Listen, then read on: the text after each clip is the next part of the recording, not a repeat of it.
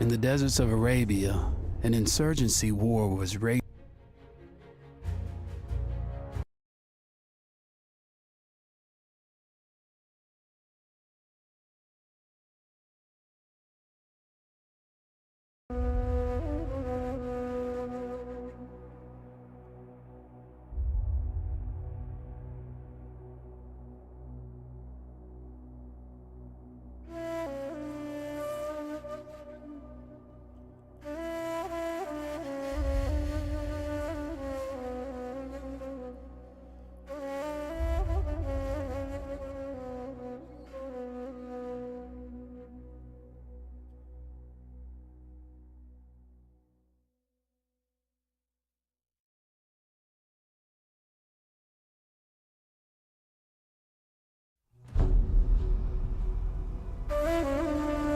The Arabian Desert, a vast ocean of drifting sands and scorched, sun-baked rocks.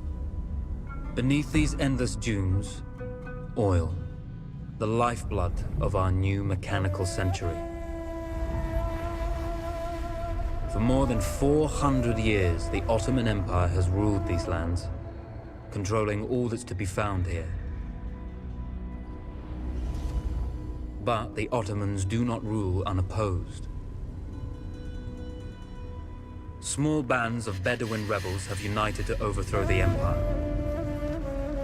They strike without warning and then vanish into the desert. Fighting alongside them is a lone British officer whose exploits have earned him wide renown. The world has taken to calling this man Lawrence of Arabia. In the desert, you rely on good planning, but you also hope for a dash of luck.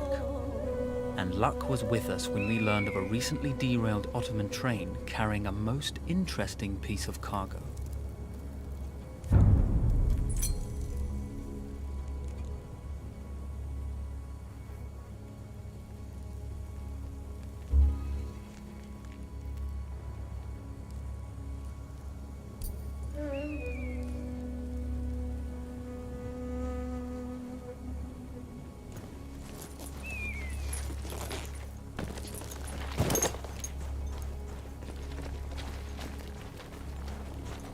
A lone fighter has just one advantage over a large enemy force.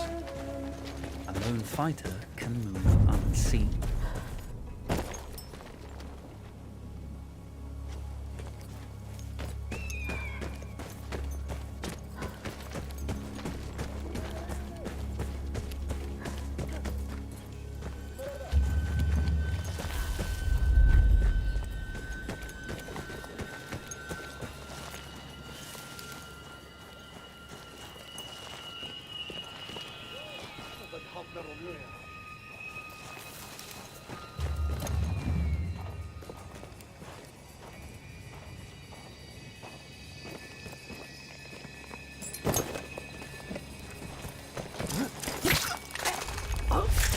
Though powerful and efficient, firearms would often attract attention. You had to be prepared for the Ottomans to respond in kind.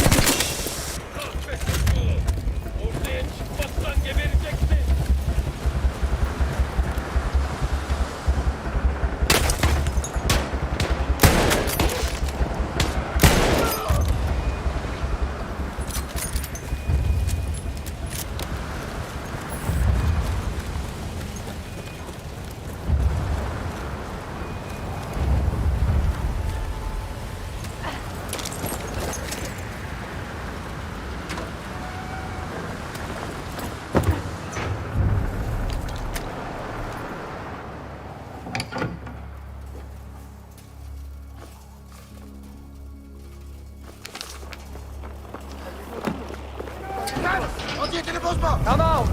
It's over.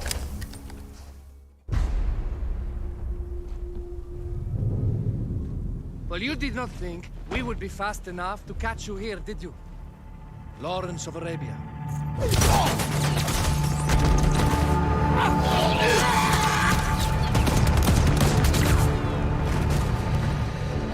Actually, I was rather depending on it.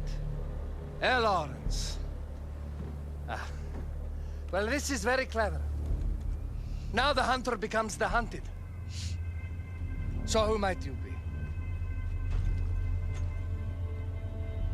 How enchanting you are, my dear.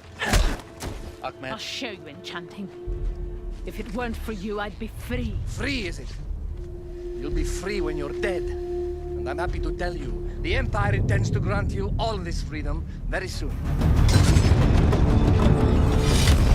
Even now, an engine of destruction scours this desert, obliterating your allies, your families, your homes. Soon there will be nowhere to run. Nowhere to hide. Soon all that you know, and all that you love, will be ashes. You will all be free to die. Oh.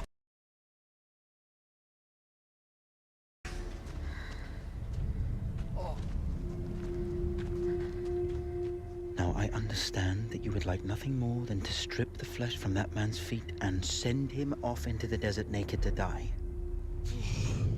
But think about it. You're right. I'm sorry. My friend here, she can be a little brusque. You're going to tell me how to lie to your train, so we can lure it into a trap and destroy it. Impossible. To even begin to talk to that train, you would need an entire book of communication codes. Oh, like this one, you mean? You can never stop the progress of machines. One day, the whole world will take your lands and the precious black gold beneath its sands. We shall see, my friend.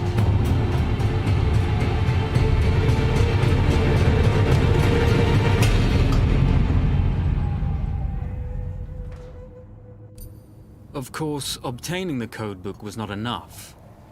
To destroy this Iron Dragon, this Canavar, as the Ottomans had named it, we had to send it 3 encrypted messages telling it to stand down. There were Ottoman outposts scattered along the railroad tracks. The commanders there carried high-priority message capsules. We had to use those to send our orders. Infiltrating the village wouldn't be easy. A full detachment of Ottoman soldiers had occupied it. The Ottomans had chosen an isolated location for their desert outpost. It seemed lightly defended. It was also well stocked with arms and equipment. The ancient ruins were all that remained of a civilization now lost to time. The Ottoman Empire brought in the modern world with a host of armored vehicles and field guns. 3 commanders to eliminate, 3 personal message capsules to be stolen, and then sent with our false orders.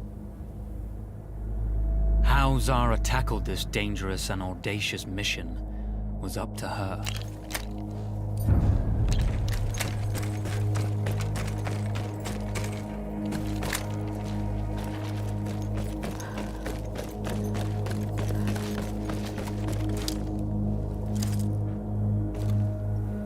The Bedouin treasured their horses, and in return, those animals granted their riders unparalleled speed and mobility.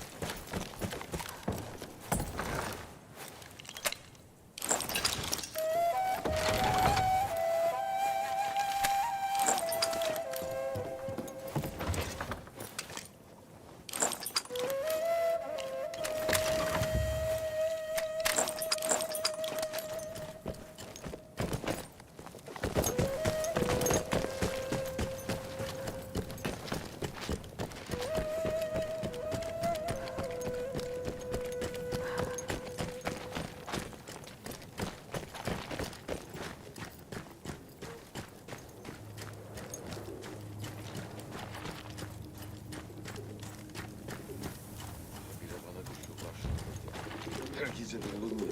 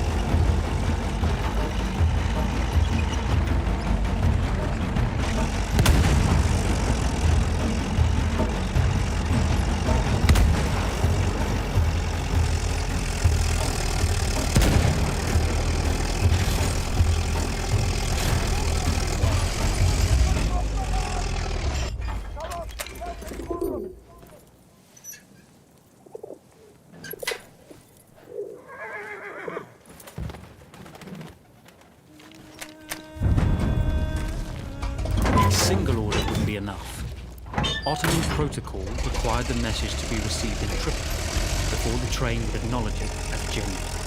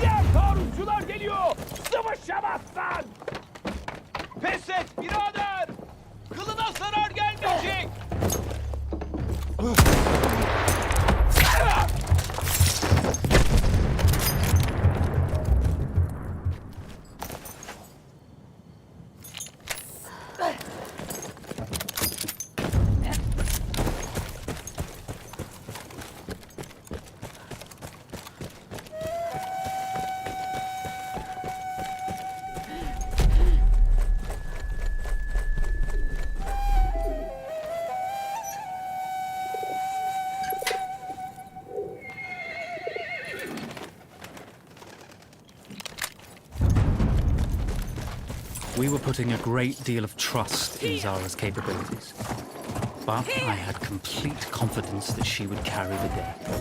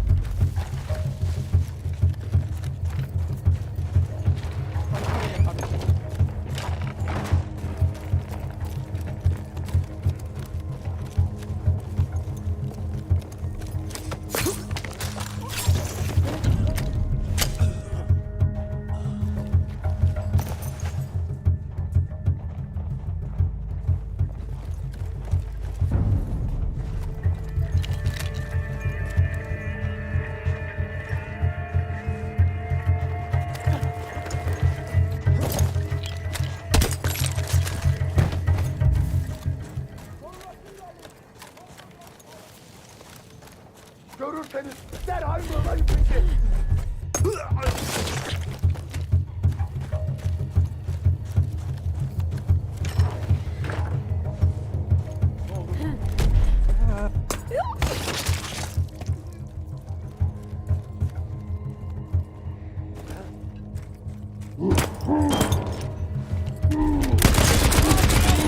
Kardeşimizi öldürün.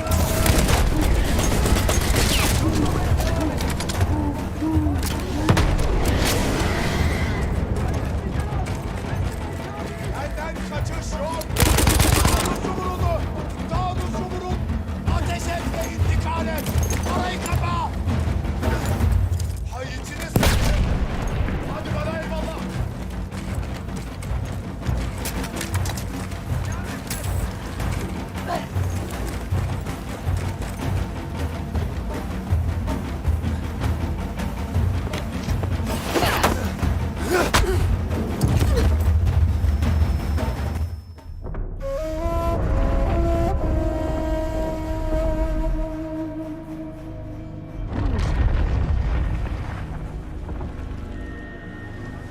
Although you see, the message had already been sent, my dear. No, not the message you would have wanted. Lawrence was such a good host. It almost seemed rude to escape. I made sure to note the location of Lawrence's camp, of course. Which means the train knows too. Twice, you told that train everything was clear. But I told it exactly where to attack.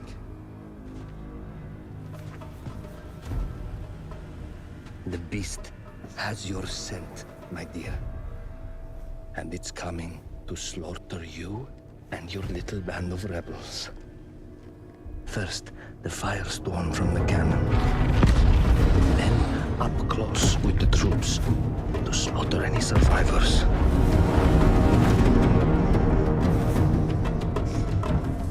The legend of Lawrence of Arabia dies tonight.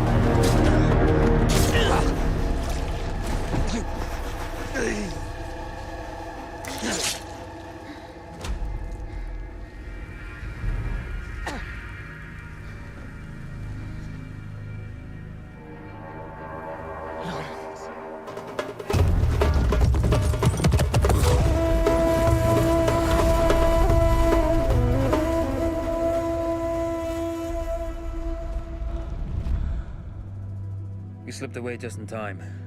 Taichi was a fool to think we'd ever stay after he escaped. The carnival won't stop hunting us. No, it won't. Let me think. The train's coming a long way. So it'll have to stop to take on water. That's where we strike. Agreed. I'll deal with any sentries, then rig explosives on the track. Yes, and I'll rally our fighters. When I blow the lines, the train will be trapped. So when you hear the blast, you need to attack them with everything you have. It's good. But you know that there's a chance the men may not come. You may set off those explosives and find you're out there all alone. You know that. I guess I won't know either way until I set it off.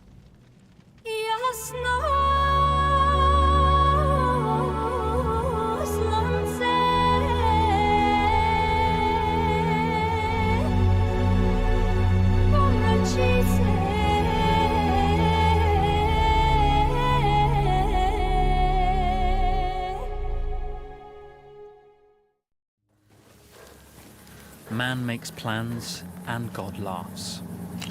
As it turned out, the small town where we would ambush the train had a significant enemy presence. Those troops would have to be dealt with before the explosives could be set.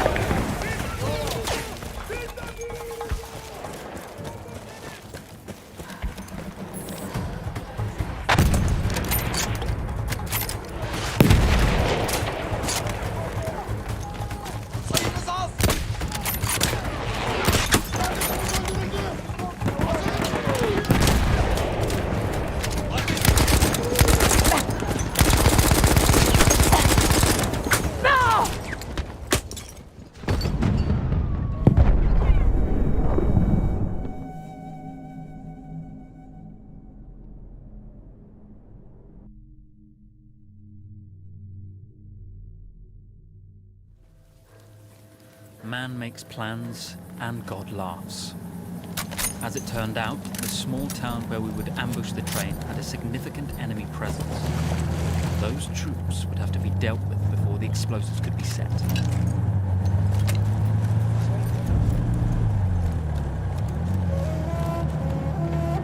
Bir elin nesi var, iki elin sesi var.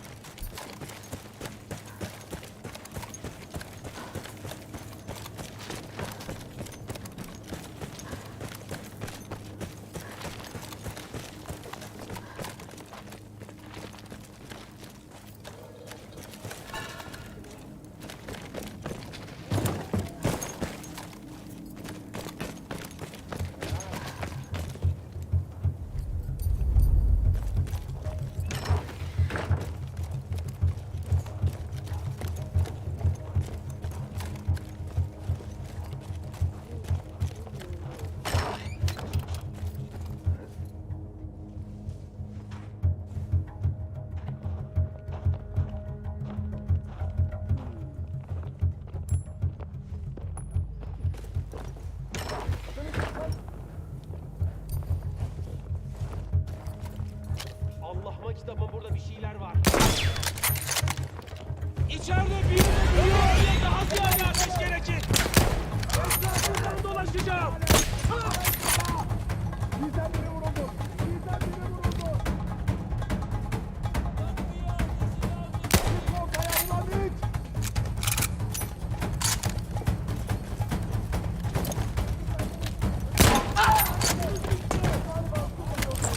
Yanımdaki taşıyan silahlı beni.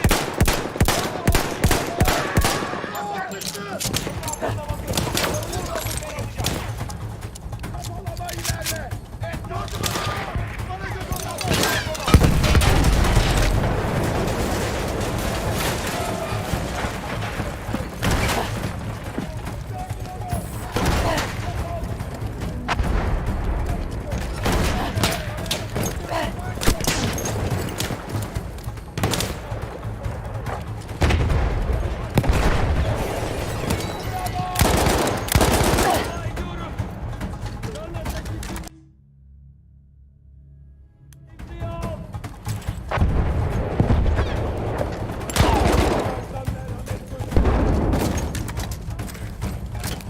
Toplamaya devam edin.